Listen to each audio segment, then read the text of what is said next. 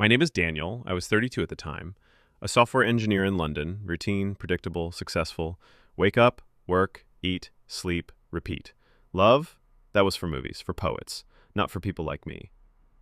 That day, I missed my usual train. It was pouring rain, my phone battery was dead.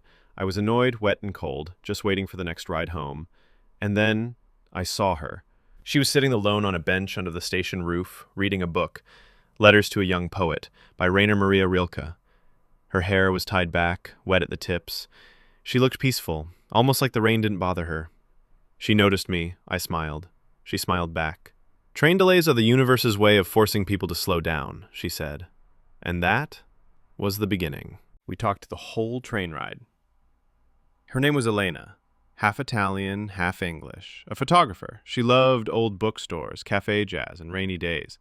She asked me what I did, but more importantly, why I did it. No one had asked me that before. That 40-minute train ride felt like a moment out of time. When we arrived at my stop, I hesitated. Same time tomorrow? I asked. She just smiled and said, maybe. I came back the next evening. Same platform, same time, she was there. For weeks, we met.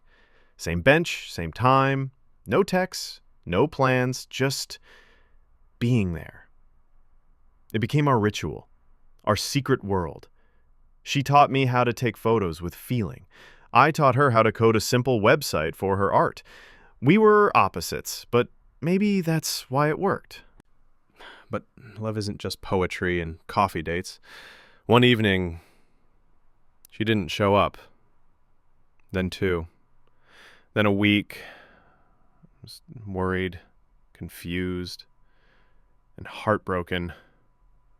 Finally, she called me. I'm sick, she said. I didn't want you to see me this way. Elena had been diagnosed with early-stage lymphoma. She had known for months and didn't want pity or fear to ruin what we had. I told her we're not writing a tragedy. Not yet. The following months were hard. Chemo, pain, hair loss, fear. But we were together, in hospitals, waiting rooms, walks in the cold with no words spoken.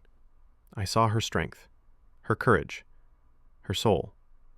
And on the day she rang the bell, cancer-free, I proposed on the very bench where we first met. She cried. I cried. The rain came again, as if the sky remembered. It's been 5 years now. We're married. She still reads Rilke. I still take the train, sometimes just to sit on that bench. Love doesn't always come crashing in. Sometimes it arrives quietly, on a rainy evening, when you're not looking. And it stays. Not because it's easy, but because it's real. Then came the silence. Not the kind where someone slams the door and storms out, but the quieter kind, where you both sit in the same room, but feel miles apart.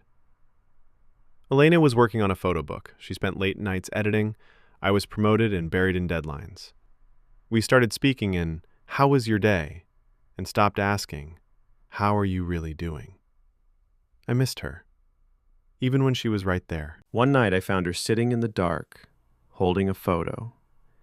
It was from our first train ride. She said softly, "Do you ever miss the beginning?" I nodded. Then she said, "Let's go find it again." We took 2 weeks off, no phones. We traveled through old towns by train, like strangers meeting for the first time. Again. We talked, we laughed, we remembered who we were and who we still are. That trip saved us. Love doesn't stay the same. It shifts, grows, retreats, returns, like the tide. We've now been married for 8 years. We've buried a parent, we've adopted a dog, we've had 2 miscarriages, and yet we've also danced barefoot in the kitchen at midnight. We've written notes and slipped them into each other's pockets. We've sat in silence on rainy days and felt completely understood. On our 7th anniversary, Elena gave me a letter, handwritten, sealed. It read, "If you're reading this, it means life has gotten hard again. You've probably forgotten why we started.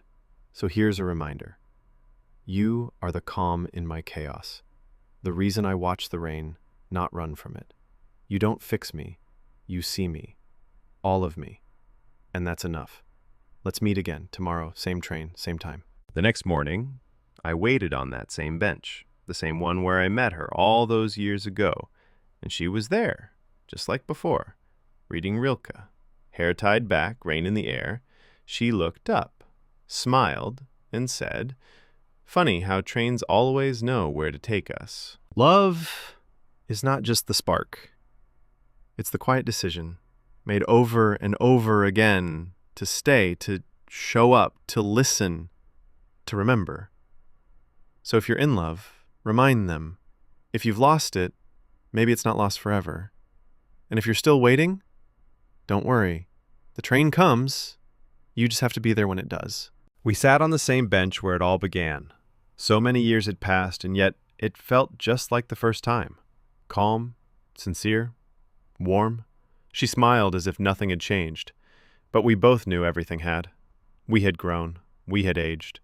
We had walked through loss, silence, fear, routine.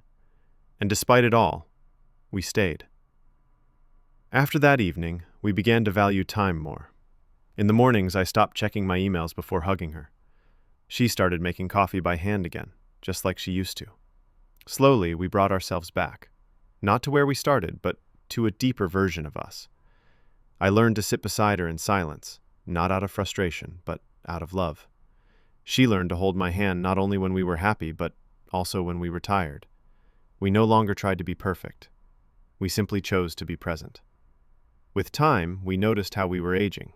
Our hair was grayer, our bodies slower. But even in that, there was tenderness. She joked that the wrinkles around my eyes were a map of our memories. I replied that her reading glasses were just an excuse for me to look even deeper into her eyes. We learned to laugh at change, because we knew the most important thing had stayed the same: love. One day, we decided to do a 100-day writing project. Every day, we'd write down one thing we'd never told each other. In the evenings, we'd exchange slips of paper and read.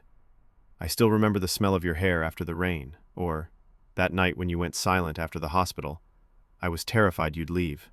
Some confessions were funny, others painful, but all were real, and each one opened a new corner of our hearts. Our days became slower, softer, and in that rhythm, there was something sacred. We drank tea under a blanket, read books, played old records. I found myself thinking more and more often that I needed nothing else in life. Sometimes we just sat in silence, and I thought, this is real closeness. Not in the words, in the quiet, in a glance, in the way her hand touched mine. We started writing a book about our love, not for publishing, not for social media, just for ourselves, for future generations, for memory. She called it a story no one invented, because it was all true, about a train I missed, about a bench that waited, about rain that connected us, and about love that never left. One night, when she fell asleep on my chest to the sound of rain, I thought, if I had to live my life over again, I'd still miss that train. I'd still stand on that platform. I'd still smile at the woman who became my everything. I'd wait, even if it took years. And if one day she leaves this world before I do, I'll still come to that same bench. Even if she's no longer there, I'll speak to her in my thoughts. About the day, about the sky, about our dreams.